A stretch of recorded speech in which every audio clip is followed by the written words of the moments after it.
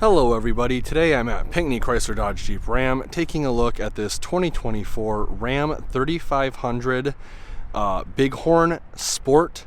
This guy has the high output 6.7 liter Cummins turbo diesel engine, 6-speed Aisin transmission, and it also has the 410 rear end because it's a dually, as you can see. So for the 2024 Ram 3500 Sport package, it's going to give you color matched front and rear bumpers.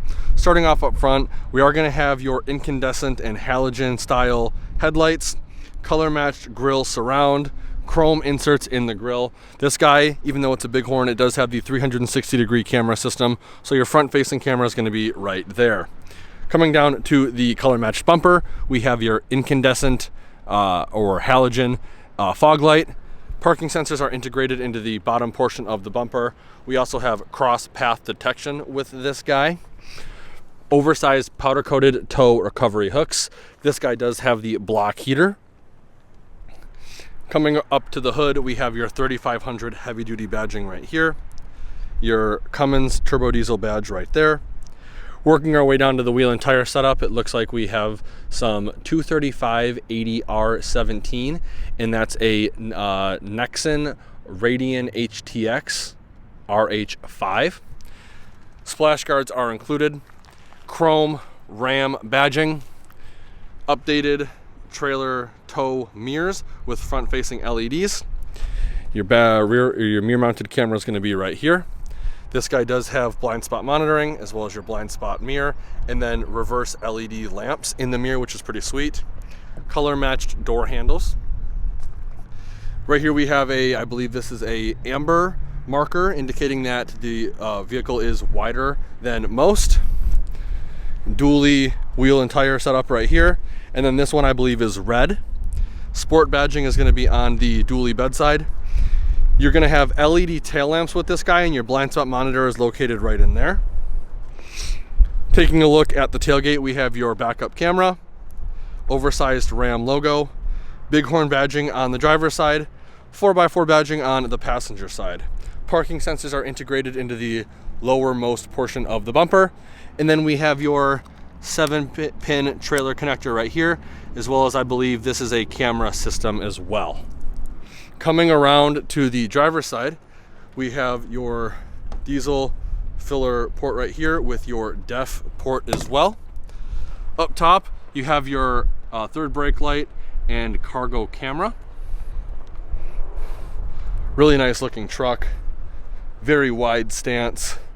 That high output Cummins is an absolute beast. Let's take a closer look at the interior. So starting off over on the driver's side door, we have this nice soft leather on the door that has this like cloth, and then this almost like granite diamondy like sheen looking plastic trim. Lock and unlock buttons, window controls, front two are automatic up and down, mirror controls with power folding mirror button. Then we have the rear LED mirror light, the front LED mirror light, the adjustment button for the blind spot mirror, and then the power telescoping mirror buttons.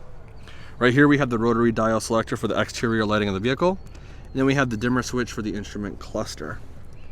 Coming up top to the dash, it is kind of like a hard rubberized plastic. This guy does have the Alpine audio group.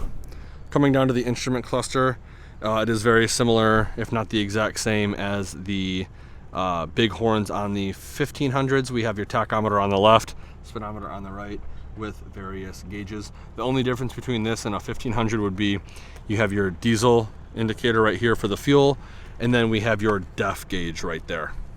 Coming back to the steering wheel, very nice soft leather wrap steering wheel. No bolsters at 10 and 2, which is always appreciated. Right here we have the push button controls for the LCD display in the middle. Steering wheel mounted call buttons. Right here we have your cruise control buttons and then your gear limiter buttons. Push button start is going to be standard on this guy. We also have your push button transfer case right down here. Up top, you have a nice storage tray with a 12-volt outlet. Again, that kind of granite looking plastic trim is up top. Hazard light button, traction control off button. Then we have the massive 12-inch touchscreen display. This is extremely high definition, and it is very responsive. It has wireless CarPlay, wireless Android Auto. It has a 4G LTE connection, and it looks like it is also Amazon Alexa enabled. You can pretty much control everything through here. Really cool is you have your off-road pages now, even on the lower end models, not just the power wagons. You can see the steering angle is changing as I turn the wheel. We also have your accessory gauges and then your pitch and roll. Physical buttons for the HVAC flank the side of the touchscreen display. Physical buttons for the radio right here and here. Mute button, screen off button. Then we have all of your touchscreen buttons right here. You can go to your navigation. This does have the card system, so I have navigation up top and then audio down below. If I wanted to put my comfort there, I could do my comfort settings and then go to media. I believe I'm not entirely 100% sure how to split the two, but on my truck, it will go to climate control if I select it. Underneath that, you have your integrated trailer brake control with your gain. Then right here, because this is a dually, this guy is equipped with the alternate trailer height, so there is airbags in the back of the vehicle. Tow haul mode, exhaust brake. There are two exhaust brakes with this vehicle. There is the full, which will try to slow you down to a predetermined speed. And then there is auto, which will try and hold you at that speed. I definitely recommend keeping it in full, especially if you are running emissions intact, as it should keep soot off of the vanes of the turbo. Right here we have your parking sensors for the front and rear off. And then this guy has 6 auxiliary upfitter switches. I believe you can change these through this display up here to be constant state, always on, last state, and then you can have a little bit of more customization with it. There is also a pass-through block in the engine bay, so you can actually pass power back through the cab if you need to. Underneath that, you've got your media hub with 2 USBs, 2 USB Type-Cs, and an auxiliary jack. Right here we have a storage tray for 2 plus-size smartphones or 1 oversized tablet. 2 cup holders, chain storage, storage tray. This center console is configurable. There are 3 positions. It is in the furthest forwardmost position right now. Push it back once, giving us just access to the cup holders and a little bit of access to the center storage tray. Push it back again, you have no access to the cup holders and just access to the center storage tray. There is a little storage underneath here as well. Leather wrapped center armrest. Lift up on it, giving us access to a USB outlet with a cutout for cord management. Then you lift up on it fully, and then you have access to the trigonometric ratios, standard to metric conversions, as well as fraction to decimal conversions, and then the huge storage compartment down in there. This Bighorn does come with cloth seats. 2 glove boxes. First one's accessed by pushing this button here. It is LED lit. Second one is right down here. Coming up top to the headliner, you have your incandescent lit headliner for the passenger, as well, or no vanity for the driver. Up top on the headliner, you're going to have your LED or your incandescent dome map light master controls, assist button, SOS button, glasses storage, and then auto dimming rearview mirror. Sorry about me misspeaking. I do a lot of these videos all in one day, and everything just kind of seems to blend together. But overall, very, very nice interior. I love the touchscreen. That's definitely the focal point for this vehicle. Let's take a quick look at the back seats and see how much legroom we have. So even though there is no running boards, getting in is pretty easy with the grab handle. These seats do fold up, giving us access to some under seat storage, which is nice. Pull up on the floor liners and you have access to the removable storage trays on both driver and passenger side. So if you want to put some adult soda pops in there, you can actually take this out and empty your ice, which is pretty sweet. Folding the seats down is very easy. Just push them back down and we are up and into the back of the cab. Decent amount of legroom back here, not as much as the 1500 little brother, but there is storage in the form of pouches behind both driver and passenger seats. 2 cup holders with cutouts for a tablet, oversized storage tray right here. This center seat does have a fold down armrest / cup holder. Tons of headroom for the front occupants as well as rear occupants. Incandescent dome map light up top. Something to note about the heavy duties that's different than the light duty trucks is there is an additional 2 cup holders right here. Some trucks are equipped with the load flat floor, so there's a piece of like fabric that's pretty rigid that does fold down, giving you access to a load flat floor. So if you have large items like TVs, you can easily put them in here without having to worry about the transmission hump, as you can see. Solid pane rear glass, and then your hanger hooks are integrated into the back portion of the headliner. Let's take a quick look now at the bed. So to open the tailgate on this guy, you just got to come up to it the more traditional way. Push the button, it will automatically come down for you. It is not assisted, so it does come down with some force. Just keep that in mind.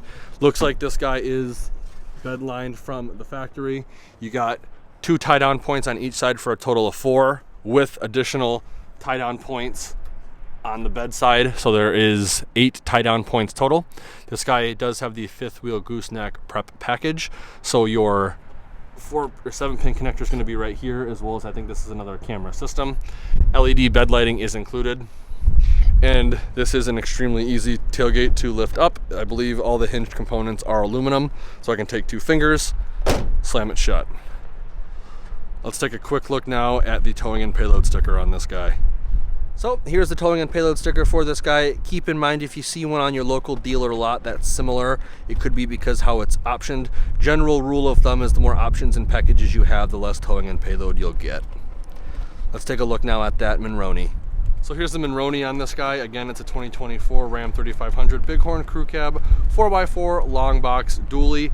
It has a base price of $56,645. Not that much standard equipment, however, it is loaded with options. Most notably, we have the customer preferred package 21Z, which is the towing technology group. That is $21.95. Cold weather group for $145. Sport appearance package for $25.55. Heated steering wheel for $445. Heavy duty snow prep for $245. 5th wheel gooseneck prep for $545. Bed utility for $845. Then we also have rubber floor mats for $150, the high output 6.7 Cummins for $12,595, as well as some other miscellaneous items that bring the total MSRP to $84,680. Because this is a heavy duty vehicle, it is not applicable to the EPA fuel economy estimates. I want to give a huge thank you and shout out to Pinckney Chrysler Dodge Jeep Ram for allowing me to come to their lot and do a video walkthrough of this vehicle. If you're interested in this vehicle specifically, or any of the FCA Stellantis lineup, including the all-new 2025 Ram 1500s, I will be posting all the contact info in the description below. Let Andrew know you saw the video, and he'll be more than happy to go over all the discounts, rebates, and incentives you qualify for. If you enjoyed the video, please consider giving me a like and share. And if you want to keep up to date with more vehicle walkthroughs, be sure to subscribe to the channel, and please also check out all the affiliate links in the description below. Like always, thanks for watching, and have a great day.